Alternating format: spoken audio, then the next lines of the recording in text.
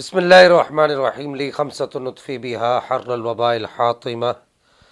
المصطفیٰ والمرتضیٰ وبناہما وسیدہ سرکار سیدنا ابو بکر صدیق رضی اللہ تعالیٰ عنہ و ارضا عنا جناب تاجدار صداقت کی بارگاہ میں نذرانہ عقیدت کے طور پر ہم نے گزشتہ اپنی ایک ویڈیو میں آپ کے جو روحانی مقامات اور آپ کی ولایت کبریٰ یعنی غوثیت کبریٰ پر جو اولیاء امت کے بالعموم اور سادات امت کے بالخصوص جو اقوال تھے وہ ہم نے پیش کیے، اسی سلسلے کو آگے بڑھاتے ہوئے آج کے درس میں بھی، آج کے اس ویڈیو کلپ میں بھی ہم کوشش کریں گے کہ زیادہ سے زیادہ سادات کرام کے یعنی سید صاحبان جو بڑے بڑے جو امت کے صوفیہ گزرے ان کے اقوال پیش کی جائیں۔ سب سے پہلے سیدی شاہ عبدالعزیز دباغ رحمہ اللہ کا میرے پاس حوالہ موجود ہے، آپ کی کتاب الابریز شریف میں یہ واضح طور پر یہ بات موجود ہے کہ نبی کریم صلی اللہ تعالی علیہ وبارک وسلم کی ذات گرامی سے جو فیوز و برکات پھوٹے آپ کی مشکات نبوت سے، ان فیوز و برکات کو آپ فرماتے ہیں کہ اگر ان کیفیات کو تمام اہل زمین کی طرف ان کیفیات کو چھوڑ دیا جائے، پھینک دیا جائے تو وہ سب پگھل کر راکھ ہو جائے، ختم ہو جائے۔ انہی کیفیات میں سے حضرت ابوبکر صدیق کو ان کی برداشت کے مطابق تھوڑا سا حصہ ملا تھا، اس کے باوجود حضرت ابوبکر صدیق رضی اللہ تعالیٰ عنہ و عنہ کا وہ فیض جو انہوں نے رسول اللہ سے حاصل کیا تھا وہ اتنا زیادہ تھا کہ نہ آپ کے قریب کوئی آتا تھا اور نہ ہی آپ کی اس فیوز و برکات کا سامنا کرنے کی کوئی طاقت رکھتا تھا، چاہے وہ کتنا ہی بڑا فتح کبیر کا مالک کیوں نہ ہو۔ یہ صوفیہ سمجھتے ہیں، علماء بھی جانتے ہیں، اور جو لوگ صوفیہ کی صحبت میں بیٹھتے ہیں وہ سمجھتے ہیں اس کو کہ یہ فتح کبیر کے مالک ہونے سے کیا مراد ہے۔ اور پھر فرمایا کہ جناب سیدنا صدیق اکبر رضی اللہ تعالیٰ و ارضا عنہ نبی پاک صلی اللہ تعالیٰ علیہ وبارک وسلم کی اس معرفت سے لطف اندوز ہوئے اور اس معرفت سے آپ نے ایسا پایا کہ آپ نبی کریم صلی اللہ تعالیٰ علیہ وبارک وسلم کی معرفت کے سمندر میں جتنا غوطہ زن ہوئے، آپ کے علاوہ اور کوئی اس قدر معرفت کے سمندر میں غوطہ زن نہیں ہوا۔ دوسرا والا یہاں پر حضور تارک السلطنت مخدوم شیخ سید اشرف سمنانی رحمہ اللہ، ہمارے اشرفی بھائیوں کے لیے یہ بڑا اہم حوالہ ہے۔ کتاب کا نام ہے لطائف اشرفیہ اور صفحہ نمبر ہے اس کا 65، کہ آپ فرماتے ہیں کہ حضرت قدوۃ الکبریٰ قدس سرہ نے فرمایا کہ جس خرقہ کو پہن کر شیخ ابو سعید ابو الخیر قدس سرہ عبادت فرماتے تھے، وہ خرقہ سلسلہ بس سلسلہ حضرت ابوبکر صدیق سے انہیں شیخ ابو الخیر ابو سعید رحمہ اللہ کو ملا تھا۔ پھر اس کے بعد فاتح قادیانیت مجدد گولڑا رئیس المجددین حضور سیدنا و سندنا پیر علی شاہ صاحب رحمہ اللہ، آپ کے مکتوبات طیبات میں بھی یہ بات موجود ہے اور آپ کے فتاوی شریف کے اندر بھی یہ واضح طور پہ موجود ہے کہ آپ فرماتے ہیں کہ خلفائے اربعہ کا جو جوہر نفس تھا وہ انبیاء کرام علیہم السلام کے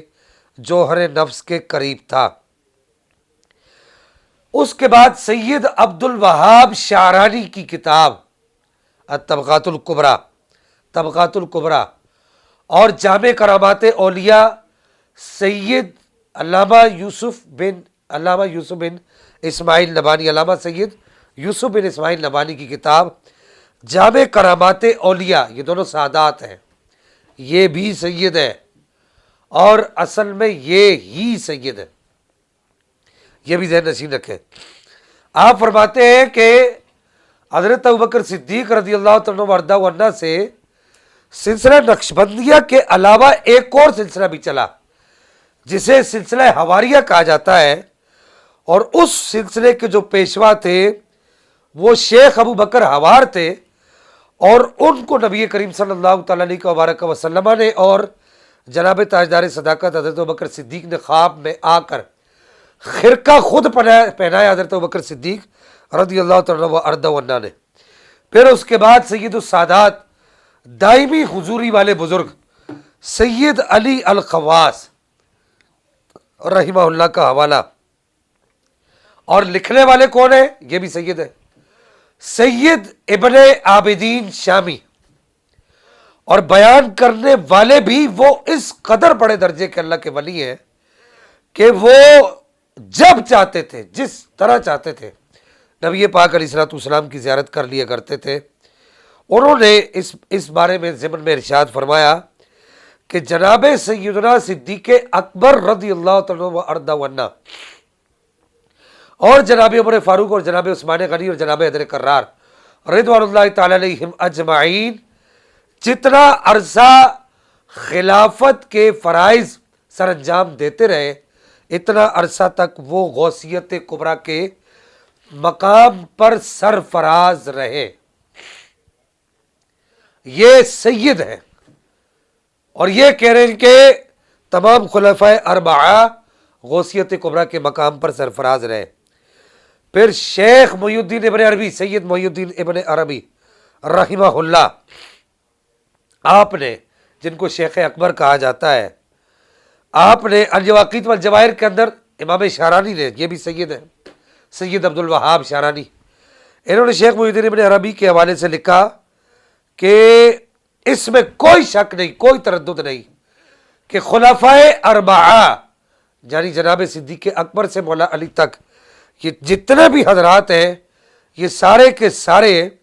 اپنے وقت خلافت میں یہ غوثیت کبریٰ کے مقام پر فائز رہے ہیں. یہ تو سادات کرام کے حوالے ہو گئے. اس کے بعد اب آ جائیے ایک اور بہت بڑے سید، مخدوم سید جلال الدین سرخ پوش بخاری، جن کو مخدوم جانگش جانیہ کہا جاتا ہے. آپ کو جو 4 خرقے، آپ کو ویسے تو بہت سارے خرقے ملے تھے، لیکن 4 جو آپ کے مخصوص خرقے تھے وہ حضور تاجدار صداقت حضرت سیدنا ابو بکر صدیق رضی اللہ تعالیٰ عنہ کے واسطے سے آپ کو پہنچے تھے. اب اس کے بعد میں چاہوں گا کہ میری اب یہ جو گفتگو ہے، اس کو یہ بڑی اہمیت کی حامل ہے، اس کو ذرا توجہ سے سنیے گا. دنیا میں اس وقت جتنی بھی سلاسل طریقت ہیں، تقریباً تمام ہی سلاسل طریقت کے اندر، اللہ ماشاءاللہ کوئی 2-4 ہو تو میں ان کا منع نہیں کرتا، لیکن تقریباً تمام ہی سلاسل طریقت کے اندر حضور خواجہ خواجگان خواجہ جنید بغدادی رضی اللہ تعالیٰ عنہ سرکار کا نام لازمی آتا ہے. آپ کی جو 2 روحانی نسبتیں ہیں وہ جناب صدیق اکبر رضی اللہ تعالیٰ عنہ سے قائم ہے.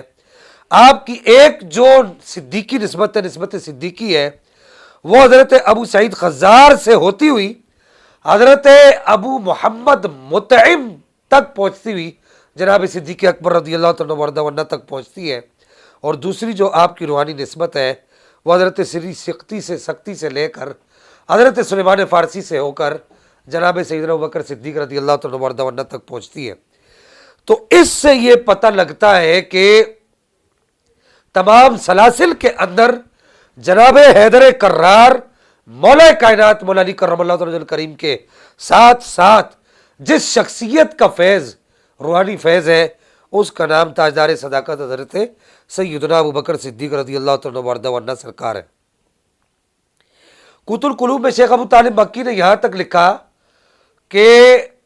ہر زمانے کا جو کتب ہوتا ہے، جو کتب زمان جو ہوتا ہے، وہ حضرت سیدنا ابوبکر صدیق رضی اللہ تعالی عنہ سرکار کا نائب ہوتا ہے. یعنی اپنے زمانے کا جو غوث ہوتا ہے وہ جناب صدیق اکبر کا نائب ہوتا ہے. اور یہاں پر قاضی ثناء اللہ پانی پتی کا حوالہ دے کر میں اپنی بات کو مزید پختہ کرنا چاہوں گا. آپ کی کتاب ارشاد الطالبین کا صفحہ نمبر 16 ہے. آپ فرماتے ہیں کہ یہ تو اولیاء کرام کا معاملہ ہے، بلکہ صحابہ کرام رضوان اللہ تعالی علیہم اجمعین نے بھی جو سرکار ابوبکر صدیق کے دست حق پرست پر جو بیعت کی اور دیگر خلفاء راشدین کے ہاتھوں پر جو بیعت کی، اس بیعت کا مقصد امور دین کے ساتھ ساتھ کسب کمالات باطنی بھی تھا. یعنی روحانی فیوز و برکات حاصل کرنا بھی اس بیعت سے مقصود تھا۔ آخر میں یہاں پر امام ربانی مجدد الفسانی شیخ احمد سرندی کے چند مکتوبات کا حوالہ دینا چاہوں گا۔ دفتر اول ہے اور مکتوب نمبر 251 ہے، 261 ہے، 266 ہے، 293، 301 ہے اور 313۔ یہ سب دفتر اول کے اندر آپ دیکھ سکتے ہیں کہ امام ربانی ارشاد فرماتے ہیں کہ تابعین، تبع تابعین اور علماء مجتہدین نے کشف صحیح کے ساتھ اور اخبار صادقہ اور آثار متابعہ سے شیخین کے کمالات کو دریافت کیا ہے اور ان کے فضائل کو پہچان کر ان کے افضل ہونے کا حکم دیا ہے۔ اب اگر اس اجماع کے خلاف کسی کا کشف آ جائے، یہ امام ربانی ارشاد فرماتے ہیں، محدثین نے بھی یہ لکھا، ارشاد الساری کے اندر ابن حجر وغیرہ نے سب نے یہ لکھا، فرمایا کہ اس کے خلاف اگر کسی کا کشف آ جائے یا کسی کا قول آ جائے تو اس کے کشف اور قول کو کوئی بھی اہمیت نہیں دی جائے گی۔ اگر ہماری اس گفتگو پر کسی نے اعتراض کیا تو پھر ہمارے پاس بہت سارے یہاں پر حوالہ جات موجود ہیں، ہم وہ سارے حوالہ جات انشاءاللہ آئندہ کی نشستوں میں پیش کریں گے جیسے وقت میسر ہوگا۔ تو اگر اعتراض نہیں بھی کیا تو پھر بھی انشاءاللہ ان کو پیش کریں گے۔ اللہ تعالیٰ ہمیں عمل کی توفیق عطا فرمائے۔ وما علیہ الا البلاغ۔